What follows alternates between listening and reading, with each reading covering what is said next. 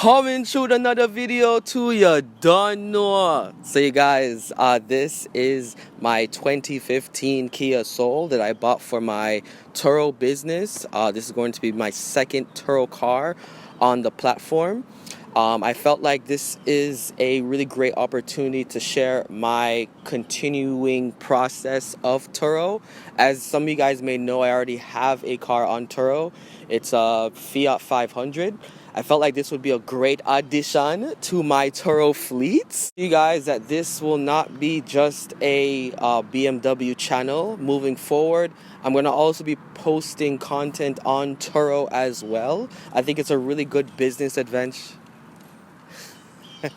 Really good business mission. Notice nobody say anything about the Kia. If I had a BMW, they would have been saying something. But anyways, yeah, so continuing, I'm going to still do BMW content. It's just I just thought it would be really cool to also share my story with Turo. This is my second car that's going to be on the platform. In this video, I'm going to go over with you why I chose the Kia Soul and why I think it's a really great bang for your buck, even if you're not using it for Turo. Please like and subscribe to the channel. Alright, so coming in hot, you guys. Like I said, this is a 2015 Kia Soul. I'm gonna do a one-time around it so you guys can actually see what the vibes is with this Kia Soul. I think this is a really neat car. I love that it's a hatchback. This is a 4-cylinder car, so it's gonna be economical on gas. You know, so I think this will be a really great Turo car, to be honest. I want to show you guys some of the imperfections because obviously all the cars that I get are from auction and it is used, so there's going to be imperfections. Starting off with, I think the headlight needs to be redone just a little bit. It's a 2015, so the paint's not going to be in pristine condition. I don't know what the hell that is. I don't know what that is. Something spilled. I don't know if you guys can see it, but yeah, I don't know what the hell that is. But same thing here. Headlight needs to be restored just a little bit. The body's pretty straight. If you got, oh, there's a scrape. Somebody keyed this. Oh wow, I didn't see this in the auction photos. Wheels are okay. They got good tire thread on them as well. I like the lights in the back, not gonna lie. I think these are cool. This is also cool as well. Yeah, so yeah, it's a little bit of a hatchback, so you can just open up the trunk. There's space. For the most part, this is a very straight car. This is a one owner car, by the way. I tend to pick up some gems. But other than that, I think that's pretty much it on the outside. Nothing too detrimental going on the outside of the car. Let me show you guys on the inside now. The inside is pretty clean too. This car, you can tell it's been taken care of. You know, it's not beat like a lot of cars can be beat. It is not leather, so I'm not used to this. Almost all cars that I buy have leather. All right, I like the 3-spoke steering wheel, simple radio system. Coming down here to the gear shifter, there's a USB and an aux. That's pretty cool, you know. You also have a middle armrest, emergency brake, cup holders. No sunroof, but honestly I like that it has no sunroof. Less complications. Door pockets. This is a manual chair. I don't know what happened here. It still does move and everything. Okay, and here we go with the back seat of the car. Like I said, it's pretty roomy. Not gonna lie, it's really roomy and very simple, you know. The back seats can fold down as well, you know, so you have more cargo, that nature. I'm gonna leave it down. Show you guys the trunk area. Very cool. You can definitely fit a lot of stuff back here. Some storage, and then there's underneath storage as well.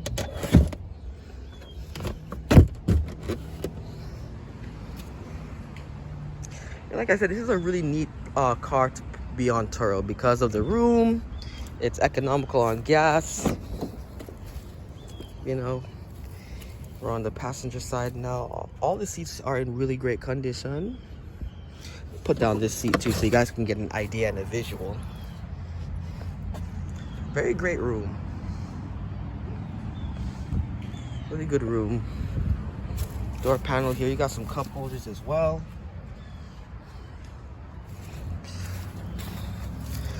Before buying this Kia, I wasn't too much of a fan of Kia, but honestly, owning a Soul, they got some good potential. They got some good build quality. Obviously, this is on the cheaper end on things, you know, when it comes to the car market. But for what you're getting and the price, a car like this back in 2015 would cost you around 17,000, 18,000. You know, I think it's a really great bang for your buck. Honestly speaking, you know, I know everybody's wondering, what's the miles, Austin? What's the miles? I'ma tell you, don't worry. Don't worry.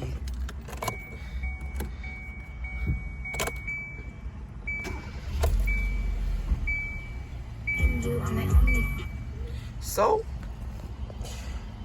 clear lights on the dash. This has 57,000 miles upon the car. Very low miles. Very, very low miles. You know, you guys, I find the gems, you know? So this is a 2015 with literally 57,000 miles. Yes, it's a clean title. I would have not bought it if it was not a clean title. Turo does not allow rebuilt or salvaged title cars on their platform. But what I like about this Kia is they have it has all these buttons. This controls the stereo, the volume, the mode that you're in. This is the cruise control. It's very simple and very intuitive. You know, you can't get lost. If you're a first timer coming into this car, you can't get lost, you know? Like, everything is just where it's supposed to be. AC control for the air, where to put the air, the climate. Very intuitive, you know, radio system, radio media. This has Bluetooth and everything. I mean, it's very, very simple to do, you know, hazards right there. Very simple car, and that was the goal of this car. I wanted it to be simple. I wanted it to be practical. I wanted it to be something where somebody who doesn't know about cars like that can just hop in and just drive to wherever they need to drive, you know? They opened the hood for you guys. Haven't looked underneath the hood myself, so it's gonna be the first time, honestly. Okay, so this is the little GDI engine. All right, sounds pretty healthy. Nothing too major. Looks like they just put a new battery in here. It's a nice little 4-cylinder engine, good on gas. You know, very cool engine.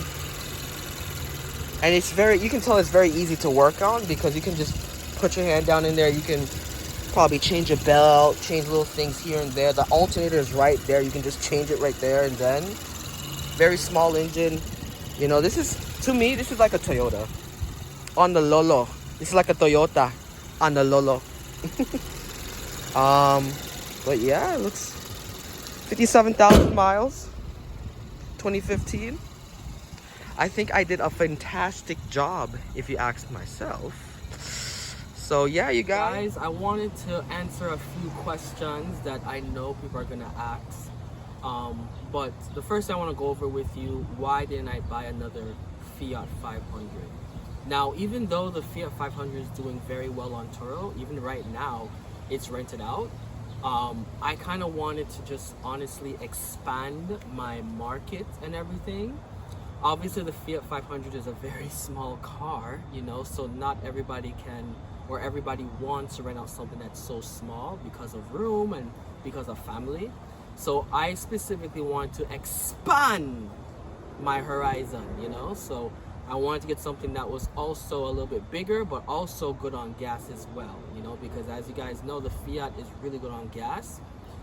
They're like $25-$30 to fill up the car on regular gas, so that's really good. But yeah, I wanted to get the Kia Soul to just expand my market more or less, and just have another option for people, you know. Another reason why I chose the Kia Soul in particular is because there's actually a recall on the engine. As some of you guys may know, a recall pretty much meaning that dealership has to, you know, give you a part that's new.